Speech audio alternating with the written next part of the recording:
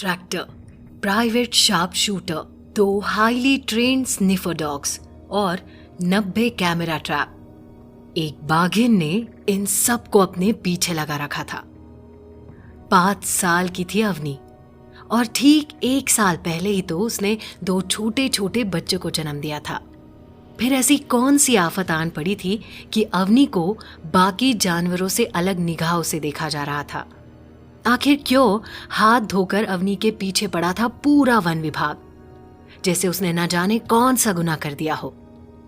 देश भर के लोग टकटकी लगाकर टीवी चैनलों की ओर देख रहे थे, केवल अवनी की कहानी जानने के लिए। ऐसा क्या था उस बाघिन में जो कि उसने इतनी सुर्खियां बटोरी?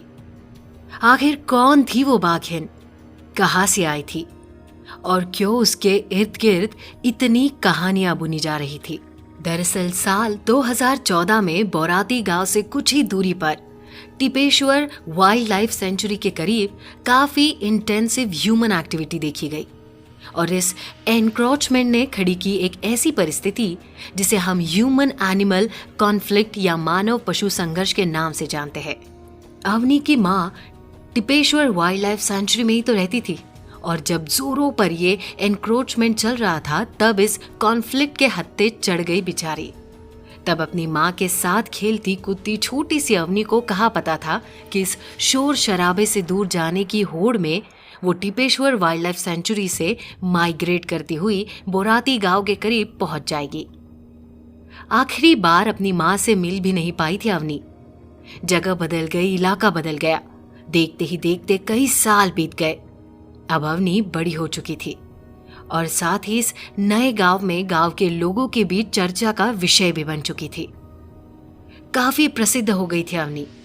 जहां देखो वहां बस अवनी की ही चर्चे थे।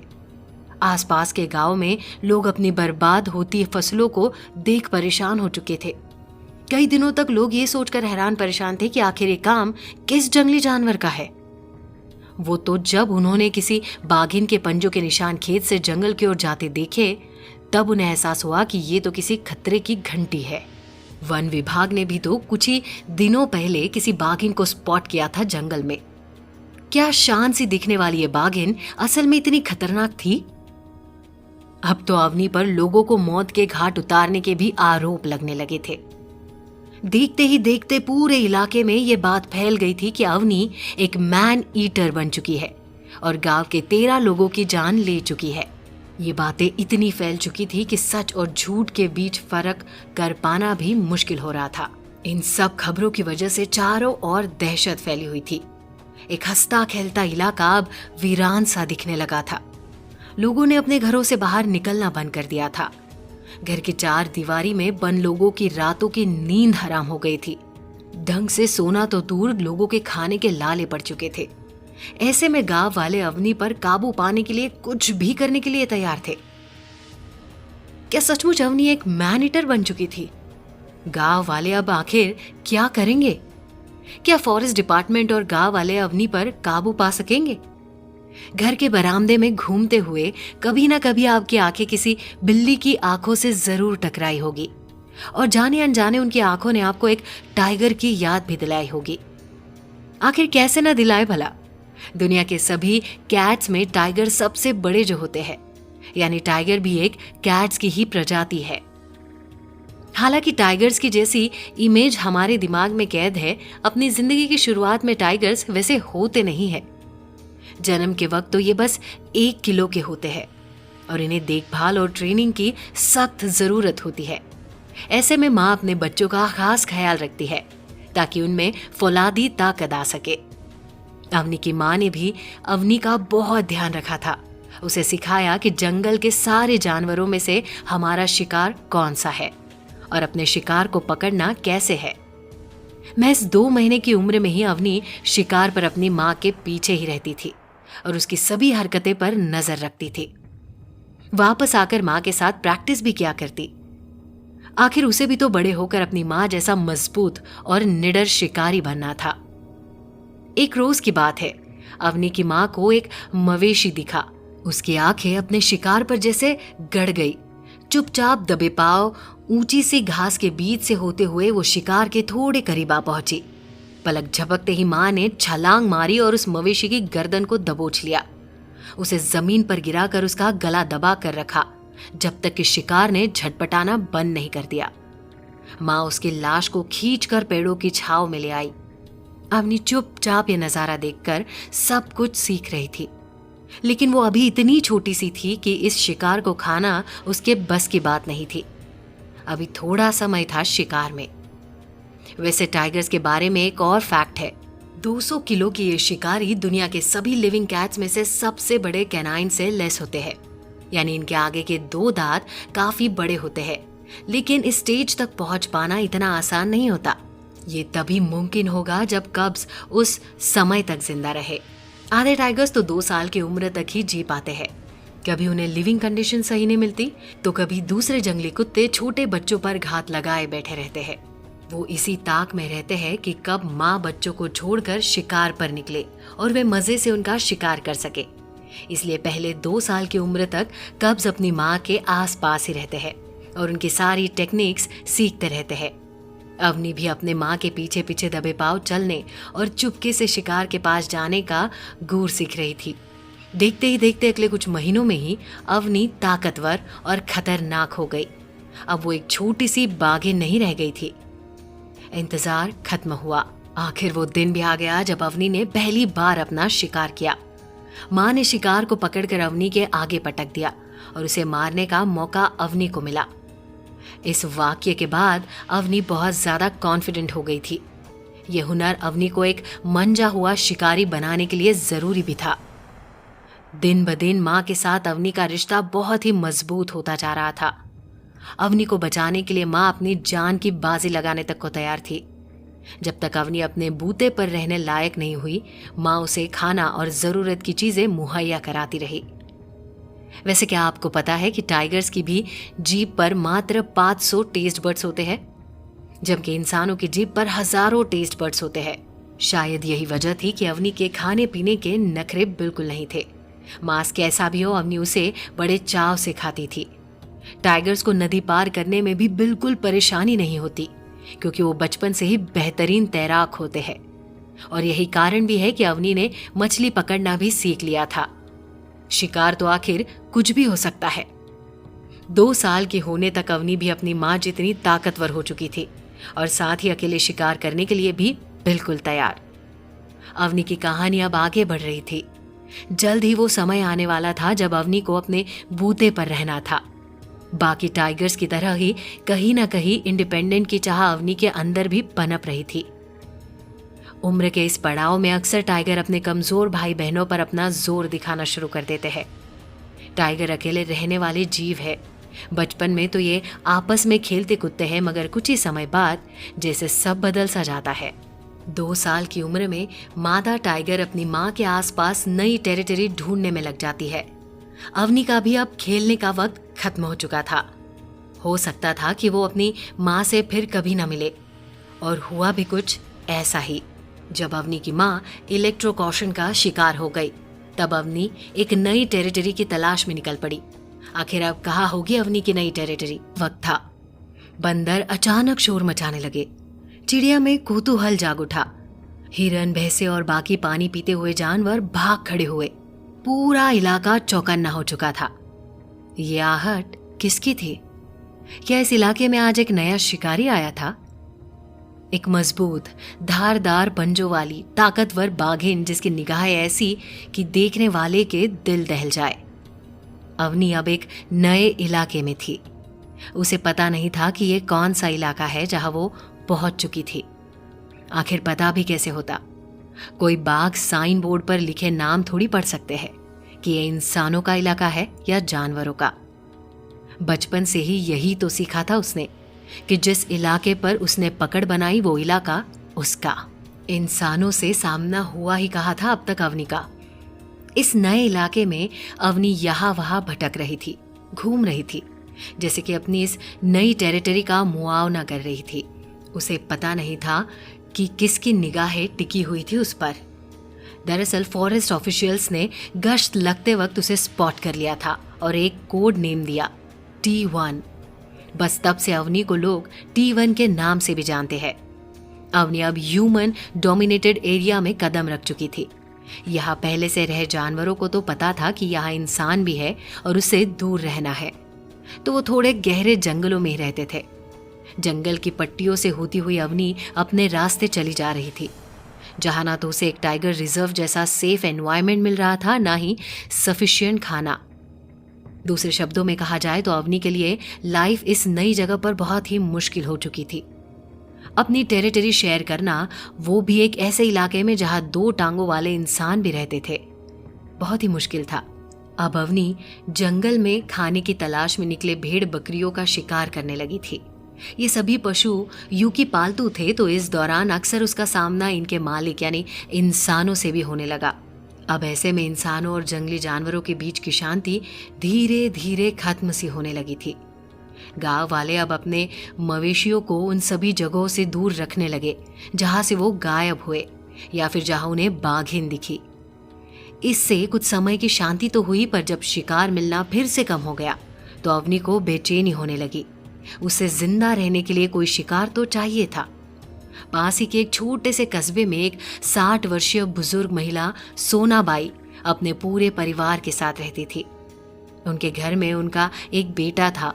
बेटे की शादी हो चुकी थी। उस वक्त बहू मायके गई हुई थी। सोनाबाई की एक बेटी भी थी और नातिन भी।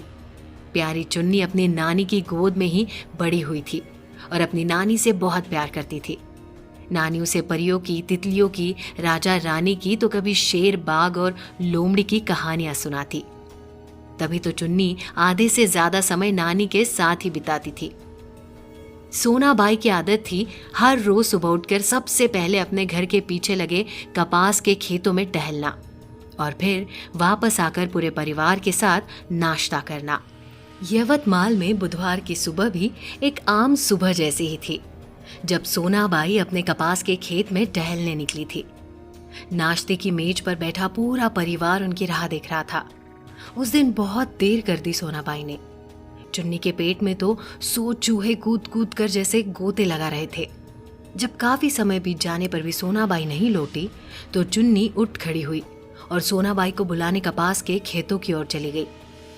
मगर ये क्या, सोनाबाई तो वहां थी ही नहीं। चुन्नी ने यहाँ वहां देखा और अपनी नानी को ढूंढते ढूंढते आगे बढ़ी। खेतों से करीब 200 मीटर आगे जाने के बाद उसने जो नजारा देखा, उससे चुन्नी के चेहरे का रंग ही उड़ गया।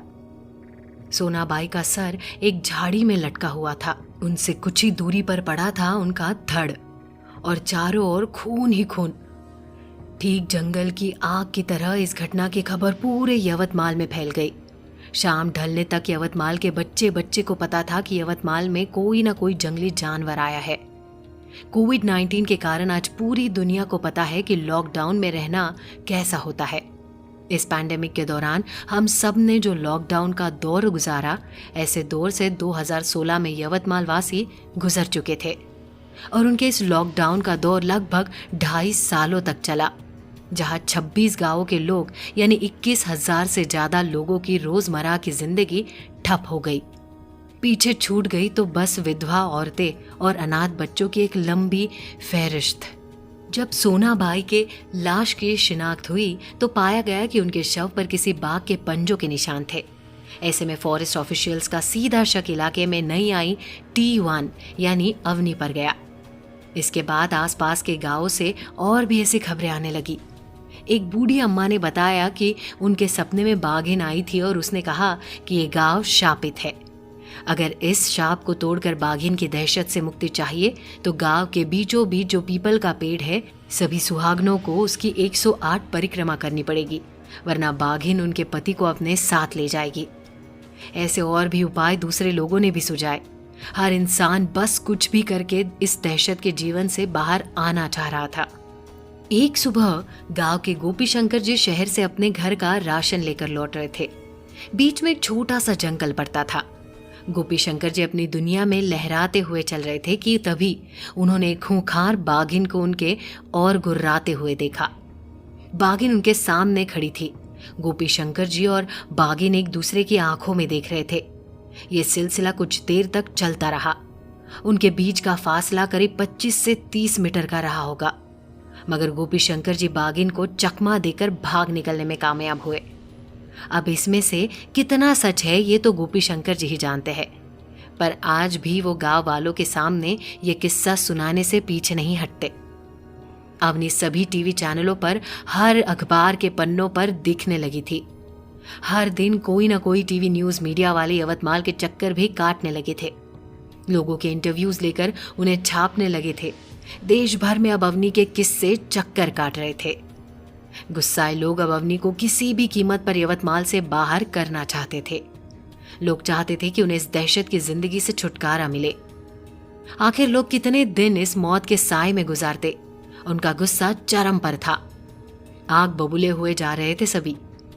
और हो भी क्यों ना, आखिर अवनी पर आरोप था 109 पशुओं को मार गिराने का। इनमें घोड़े और उनके छोटे बच्चे भी शामिल थे और लोगों का गुस्सा तो जायज था। आखिर उन्होंने अपनों को खोया, अपने मवेशियों को खोया। उनके कई खेत बर्बाद हो गए, उनकी रोजी रोटी छीन गई, खाने के लाले पड़ गए थे। हर तरफ से घाटे में ही था वो गांव। सूरत हाल गंभीर था। पंचायत ने फॉरेस्ट ऑफिसर्स की गांव में एंट्री बंद करवा दी। उनकी शर्त थी कि पहले अवनी को ढूंढकर या तो यहां से बाहर निकालो या फिर उसे मार गिराओ। पंचायत का कहना था कि वो अब और मासूम लोगों की जानें नहीं गंवा सकते। ऐसे में तो पूरे गांव के गांव खाली हो जाएंगे। बस हाथ पर हाथ रखकर मातम मनाने को तैयार नहीं है हम। ऐसी कई घटनाएं और किस्से हर रोज यवतमाल के चक्कर काट रहे थे। आज के इस एपिसोड में हम इसी पर चर्चा करेंगे। टाइगर्स एशिया और ईस्टर्न रशिया के अलग अलग एरियाज से निकल कर आए थे। दरअसल टाइगर्स का असल नेचर ही अकेला रहना होता है। ऐसे में वो अपनी टेरिटरी मार्क करते हैं और बाकी टाइगर्स से अपनी टेरिटरी को बचाए रखते हैं। जैसे जैसे टाइगर्स की तादाद बढ़ती गई, उनकी टेरिटरी भी बढ़ती गई। आज के इस दौर में टाइगर्स बस उन्हीं एरियाज तक सीमित नहीं है जहां से वे निकल कर आए थे। तभी आए दिन न्यूज में खबरें सुनने को मिलती है कि आज इस एरिया में बाघ मिला तो कल उस एरिया में।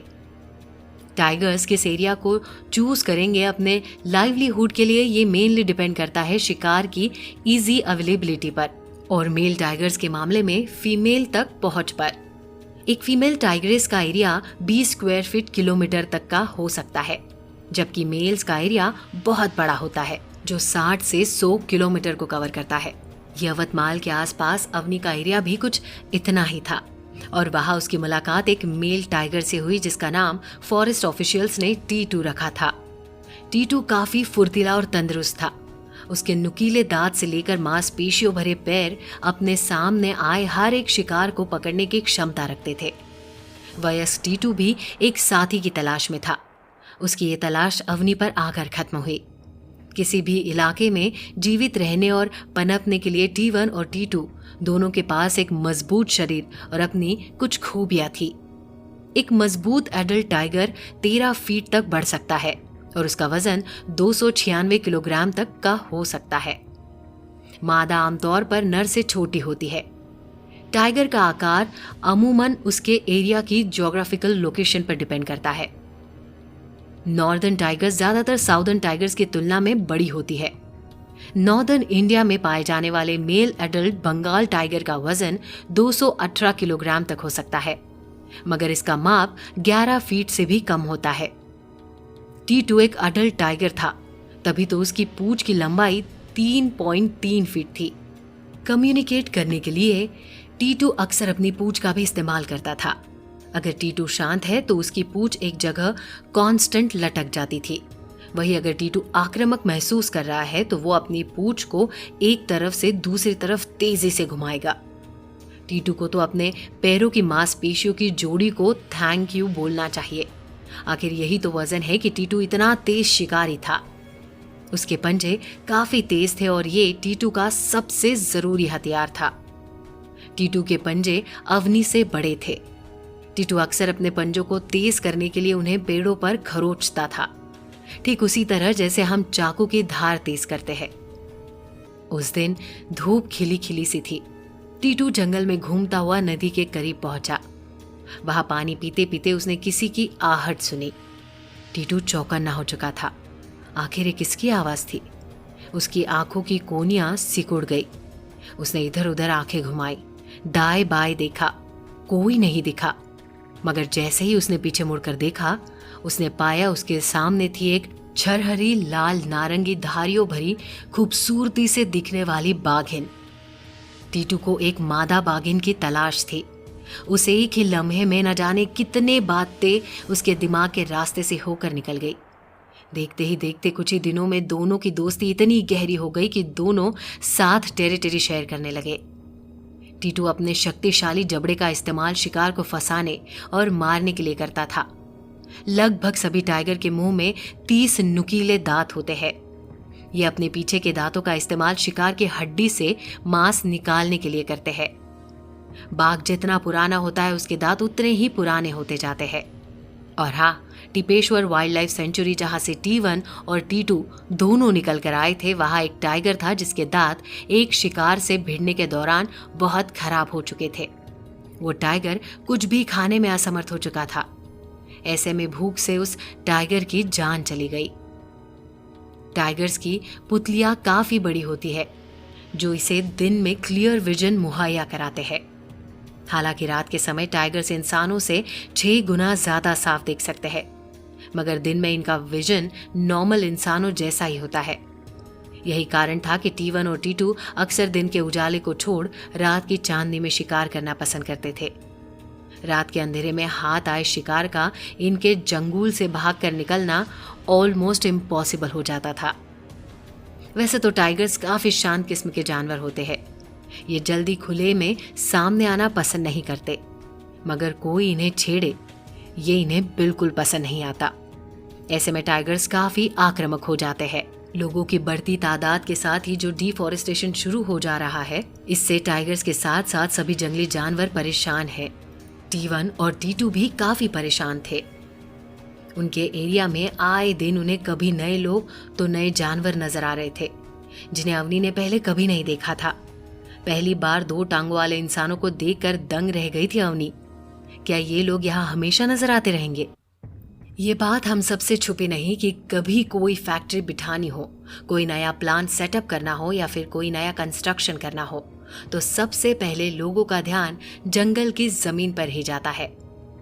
आखिर आसपास दूर दूर तक कोई कंस्ट्रक्शन जो नहीं होता, कोई डिस्टर्बेंस नहीं होती, और मानो या ना मानो ऐसी जगह 2 नंबर के कारोबार के लिए सबसे सटीक मालूम पड़ती है। अब इससे अच्छा एनवायरनमेंट कहाँ मिलेगा लोगों को? ऐसे में जंगल की जमीन पर पेड़ पौधों की अवैध कटाई होना तो लाजमी है, मगर ऐसे में यहाँ एक सवाल उठ खड़ा होता है। मात्र क्लियरेंस सर्टिफिकेट मिल जाने से क्या हमें यह हक मिल जाता है कि हम जंगली जानवरों से उनका घर, उनकी जमीन छीन ले? क्या हमारी कोई व्यक्तिगत जिम्मेदारी नहीं है इस इकोसिस्टम में रहने वाले दूसरे वन्य जीवों के प्रति? पेड़ों की अवैध कटाई, इस बला को प्यार से एनक्रोचमेंट का नाम दिया गया है। पूर्णिमा की वो काली रात, आसमान में बादलों के बीच से निकला चांद जैसे कुछ कहना चाह रहा था, कुछ बताना चाह रहा था। उस अंधेरे को चीरती हुई चांद की रोशनी पूरे जंगल को रोशन कर रही थी। सभी की आंखों में उस चांद की रोशनी की चमक जैसे ठहर सी गई थी। कुछ तो अलग था उस रात, जब अवनी की माँ अवनी को एक पेड़ की छांव के नीचे आराम करता छोड़ उस सुहानी रात का लुत्फ उठाने निकली। आगे आने वाले खतरे से अनजान और बेखौफ एक बाघिन अपनी मस्तानी चाल के साथ आगे आगे चल रही थी। साथ ही सभी जानवर उस चांद का दीदार करते हुए अपनी ही दुनिया में मगन थे। कहा पता था उस जंगल को कि उसकी ये शांति जल्द ही भंग होने वाली थी। तभी अचानक अवनी की मां का पैर एक मोटी रस्सी सी दिखने वाली चीज पर पड़ा। आसपास और कुछ नजर तो नहीं आ रहा था, मगर उस रस्सी के कांटेक्ट में आते ही जैसे मां तड़प उठी, झटपटा रही थी वो। इससे पहले कि वो कुछ समझ पाती, उसने खुद को जमीन पर गिरा पाया। पर ये क्या, वो तो उसी रस्सी जैसी दिखने वाली चीज पर गिरकर उससे लिपट चुकी थी। उसके हाथ पैर लगातार कांप रहे थे, आंखें बाहर आ रही थी। बहुत कोशिश की मां ने उस चंगुल से निकलने की, मगर उसकी हर कोशिश जैसे नाकामयाब होती रही। आखिरकार छटपटाकर दम तोड़ दिया मां ने। मगर ये क्या था? ऐसे किसी खतरे से तो कभी वास्ता ही नहीं पड़ा था माँ का। करंट का झटका लगा था माँ को, जिसे पढ़े लिखे लोगों द्वारा प्यार से इलेक्ट्रोक्यूशन कहा जाता है। मगर उस घने जंगल में ये बिजली के नंगे तार क्या कर रहे थे भला? क्या दोष था जंगली जानवरों का कि उन्हें करंट के झटके खाने पड़े? हमें तो स्कूल में सिखाया गया what is a good conductor of electricity, what is a bad conductor of electricity. मगर क्या ये लोग नंगे तार लेकर जंगल में ये शिक्षा बांटने गए थे? अब इन क्लियरेंस सर्टिफिकेट लेकर घूमने वाले समाज के ठेकेदारों को इतनी अकल तो होनी चाहिए कि यहाँ वहां बिजली के नंगे तार ना फैलाए। एक छोटी सी सावधानी बरतने भर से कितने मासूम जानवरों की जान बचाई जा सकती है। ये तो हुई बाहरी फैक्टर्स की बात, मगर जंगल के आसपास बसे छोटे गांव और कस्बों में रहने वाले लोग भी टाइगर्स के लिए खतरों का सबब बन चुके हैं। आज ऑलमोस्ट सभी एरियाज में टाइगर्स का सुकून से जीना मुश्किल हो गया है। टाइगर्स को जंगल में देख पाना किसी जंग को जीतने से कम नहीं है। जंगल में गांव के पालतू मवेशियों के बस एंटर करने से भी जंगली जानवरों के लिए क्राइसिस की सिचुएशन पैदा हो जाती है। अगर कोई टाइगर किसी पालतू मवेशी को मार दे तो इसके रिजल्ट भी काफी घातक होते हैं। कभी कभी मालिक गुस्से में आकर अपने मवेशी के बॉडी में जहर घोल देता है, और जब उसी बॉडी के मांस को बाघ खाता है तो वो जहर बाघ की बॉडी में तेजी से फैल जाता है। भारत में हर साल कई बाघ इसी तरह मारे जाते हैं। यह गलती शायद किसी की भी नहीं है। माना कि लोग भी अपने पालतू पशुओं की मौत से परेशान थे, मगर ऐसे में क्या लोगों का बाघों को मारना सही था? कानून को अपने हाथ में लेना, खुद के उपाय ढूंढना कहाँ तक सही था? एक 60 वर्षीय महिला अपने खेत में मृत पाई गई, जिसकी पीठ में गहरे घाव थे। 3 महीने बाद टीवन ने एक आदमी को मार डाला और फिर अगले ही दिन एक और। ये सिलसिला जैसे थमने का नाम ही नहीं ले रहा था। ये खूनी खेल जैसे चला ही जा रहा था। आए दिन अरवाने के किस्से, कहानियां, लोगों की मौत, बस यही गूंज यवतमाल और उसके आसपास के इलाकों में सुनने को मिलती। यूं तो कहा जाता है कि बाघ लोगों से डरते हैं, उनके सामने आना पसंद नहीं करते, एकांत में रहना उन्हें अच्छा लगता है। आमतौर पर एक बाघ हफ्ते में एक ही शिकार करता है। फिर उसका काम होता है अपने शिकार को घसीटकर एक सेफ और छायादार स्पॉट पर ले जाना और शिकार के साइज के अकॉर्डिंग उसे अपना ब्रेकफास्ट, लंच और डिनर बनाकर 2 से 3 दिन में सफा चट कर जाना।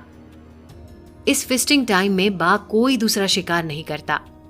अब चाहे उसके प्लेट पर नॉर्मल खिचड़ी की जगह तड़के वाली खिचड़ी खुद चलकर क्यों ना आ रही हो। दरअसल बाघ बहुत ही शर्मीले होते हैं और ये लोगों को अवॉइड करते हैं, उनसे दूर रहना पसंद करते हैं जब तक कि उन्हें छेड़ा ना जाए। छेड़ने पर तो ये काफी आक्रामक हो जाते हैं। वैसे तो ये अपनी जरूरतों के हिसाब से शिकार करते हैं। अगर ऐसा ना होता तो 100 से हजारों लोग जो जंगल के खेतों में काम करते हैं, जंगल के बाहरी इलाकों में रहते हैं, वो अपना काम बखूबी ना कर पाते, उनका जीना मुश्किल हो जाता। मगर इस सब के बीच एक सवाल मेरे जहन में गूंज रहा है कि आखिर एक बाघ को सरवाइव करने के लिए क्या चाहिए। जब ये सवाल एक बड़े अधिकारी से पूछा गया तो जवाब मिला घने जंगल, पानी का स्रोत और एक ऐसा इलाका जहां भरपूर आहार मिले।